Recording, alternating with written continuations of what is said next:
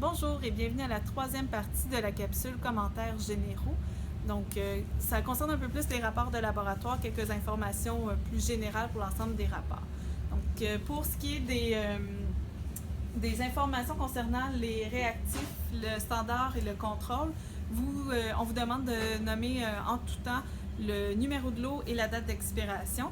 Si ce n'est pas indiqué directement sur la bouteille qui contient soit le spécimen ou le réactif, on va ajouter au tout début de la session là, une feuille avec certaines informations concernant principalement les contrôles et les standards. Donc, vous pourrez vous référer à la porte du réfrigérateur à l'entrée du labo. Vous allez retrouver ces informations.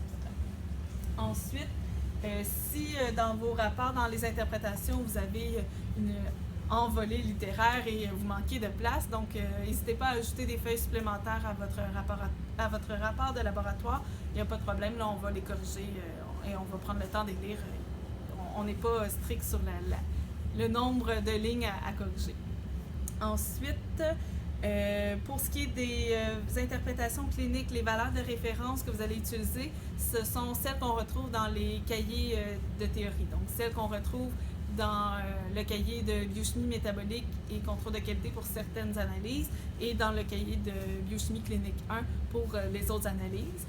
Pour ce qui est du multi-analyseur XPEN, vous allez avoir les valeurs de référence qui vont s'imprimer directement sur le papier que l'appareil va vous fournir. Si les valeurs de référence affichées ne sont pas identiques à celles qu'on utilise en théorie, veuillez nous en faire part, on va corriger la situation, mais ça devrait être d'emblée les mêmes valeurs de référence. Ensuite, pour ce qui est de la remise des rapports de laboratoire, règle générale, vous faites votre laboratoire la semaine 1, semaine 2, à l'entrée de la séance de laboratoire de la semaine 2, vous devez remettre votre rapport. Il y a quelques petites exceptions. Par exemple, la première séance de laboratoire qui concerne la bilirubine, on n'aura pas vu les notions théoriques, donc vous ne pourrez pas remettre votre rapport la semaine suivante. On va vous indiquer la date de remise. Pour ce qui est du XPEN aussi, on va vous indiquer une date de remise, étant donné qu'on n'aura pas vu toutes les notions théoriques en lien avec ces analyses-là. Le rapport sur les gaz sanguins aussi, ça va être indiqué la date de remise.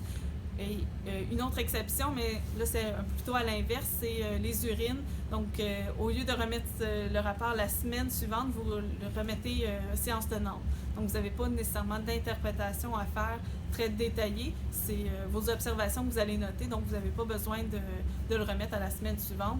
C'est vraiment à la fin de la séance, vous remettez votre rapport.